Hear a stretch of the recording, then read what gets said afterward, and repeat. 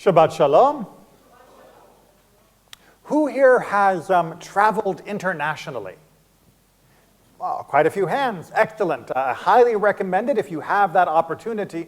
But there are some details that are involved. If you want to travel to New York, all you have to do is you go down, you buy your ticket, you get on a plane, maybe even the same day, and boom, a few hours later, give or take the weather and air traffic control, you are in New York. But if you wanted to travel to Rio de Janeiro, the opposite direction, is it just that easy? Depends. Well then already it's not that easy. So what would it depend upon? Is your passport valid? Do you have a passport at all? The majority of Americans do not have a passport. This is something that continues to startle and shock me, but the majority of Americans do not have a passport. So right off the bat, they're not going that same day. It's going to take them quite a while to get a passport, although I will say they've been much faster recently, at least in renewals, than they used to be. So okay, let's imagine I've got my passport. Am I still okay to just go to any country I prefer? No? What's that? Depends if you need a visa. There are many countries that require pre-approval before your arrival, and you need to have a visa. And then you're going to need to find out what sort of visa that is. Is it a work visa? Is it a student visa? Are you a tourist? If you are going on a tourist visa, you can only stay for X amount of time, depending upon the rules of each country. And when you go, you're going to need to often have a place where you can be reached, your address, your residency. And most importantly, for most countries, you're going to need to have a return ticket. That is to say, they're not overly excited about people coming into the country with no obvious exit day, because then they might overstay their welcome. Now, in America, we can understand this as well as the recipient of numerous tourists that come to this country, as well as people who come for work or education. And we often forget, perhaps because half the country or more don't have a passport, that this tourist level and this casual visiting of other countries is one thing.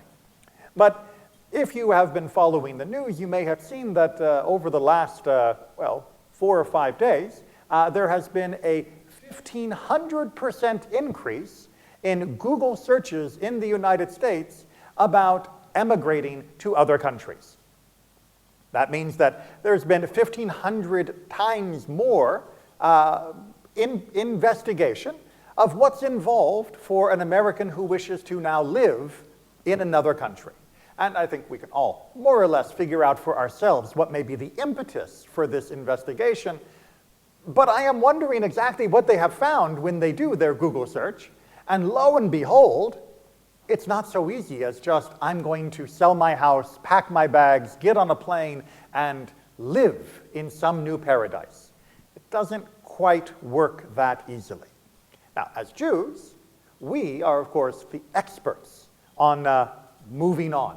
We are the experts of emigrating and immigrating because we have done it for the last 2,000 plus years, really about the last 2,500, give or take if you count Egypt as being part of our international travels. We have been forcibly evicted from many places. The Babylonians took us as captives, the Romans took us as captives. We have also been evicted from England, from most of the countries of Western Europe, most famously, of course, from Spain, but don't forget that France and Germany kicked us out at different times as well. And moving further and further east until we got trapped in Russia, which didn't work out very well for us either, which is where we come to the, I guess we can call them voluntary immigration. When you were living under Tsarist Russia, the idea of moving somewhere else sounded pretty good. Even if we were not being expelled from Russia, we were certainly made to feel less than welcome, as a gross understatement. And that's, of course, from both Russia as well as many parts of Eastern Europe, how many Jews came to the United States. Because living with pogroms, as well as the other forms of persecution and abuse that were common throughout Europe, wasn't such a great idea. And of course, we took good advantage of those early days of American open immigration policy. Sadly, of course, in the 20s, those policies were radically altered. and not only Jews, but people from around the world were no longer allowed in. Of course, the problem was most acute for Jews because a decade later, if only we had been allowed to come to this country, so many millions would have been able to avoid the fires of the Holocaust. So we know something about moving, but we also know something that maybe others don't. It's not easy. Right? Yes, Jews have moved many, many times over the last 2,500 years, but it's not always so simple. We know from the story of the people who were trapped in Russia, as well as the rest of Eastern Europe, as I just mentioned, sometimes it's hard to find a place that will accept you. And when the United States closed its doors, one of the best opportunities was closed until after the war, and even then, the U.S. was not exactly throwing its doors wide for the refugees of the Holocaust itself. Sometimes it's hard to find a country that will accept you when you wish to move. But even if you could find a country that is willing to accept you, you are going to have to leave behind a great deal.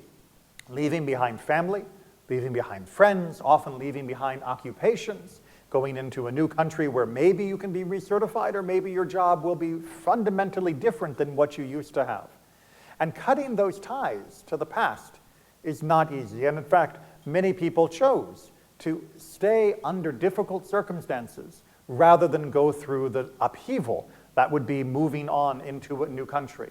This is, of course, what gave rise to the converso situation, the anusim, those that were forced to go into hiding and pretend to be Catholic in Spain and Portugal and their dominion, because they simply didn't believe it would last, and they believed that they could fake their way through it until it blew over. That leaving now, everything that they had been built, everything they had built, all of their families, their communities, all of that turned to dust, that seemed like an unreasonable ask. Of course, the Inquisition lasted 500 years and wasn't formally dissolved until the 20th century, so they got that one wrong. Sticking it out was not the right solution, and I say that as somebody whose family stuck it out, and only by the blessing of God and a great deal of luck were we able to come back to Judaism. And there are many, many thousands of people from my family tree, my mother's got names for almost all of them, that never did find their way back home. So it is not always easy to leave because of those ties. It's not always easy to leave because of finding a destination. But I'd like to focus more on the question of where do we think we're going? When we left Israel under Roman occupation, when many Jews emigrated out because of the horrible strictures that Roman Empire was putting upon us, we knew where we were going. We were going to Italy, we were going to Asia Minor, we were going into the southern areas of France and Germany, well, Germany eventually, because there were opportunities there that simply didn't exist, and there was safety there that didn't exist for us in the land of Israel under different periods of Roman persecution. We had an idea that things indeed would be better in those territories than where they were. Likewise, when we traveled further into the east, more towards what would become colloquially called what would eventually become the Arab areas, but were not Arab at the time, we found greater tolerance, greater acceptance, greater safety. But many times when people are imagining that they are so frustrated with their current country, with the current situation, with everything that they read in the newspaper, they imagine that they will go to some new country and leave all of that behind. Well, as Jews, we can tell them it's not always that simple. In fact, we did move many times, and it turned out that many of the problems that we were leaving behind in our previous countries were replicated in the new country that we had arrived in. If we left from England because of the expulsion and ended up on the continent, it turned out that the people on the continent were just as anti-Semitic as the British. They hadn't gotten around just yet to expelling us from their towns, but it was only a matter of time because the underlying problems were identical in the autocracies of both areas. Likewise, when we moved further to the east from expulsions or seeking opportunities, it was still into the same setting that we would find ourselves, with slightly reduced stress and problems, but still prone to exactly the same problems that we were fleeing from one place to another. In fact, there has only been one major destination of Jewish life that broke that mold: the United States of America. It was unprecedented for us to come to a country which was still steeped in anti-Semitism, but which had higher judicial and legal protections for Jews than any country we had been in up till that point. And I know that that is shocking to consider, because when Jews first began coming to America in large numbers in the late 1800s and early 1900s, those protections were pretty thin, but yet they existed at all. And as such, we no longer faced random murder, pogroms. We no longer faced random expulsions as we had in country after country for 2,000 years.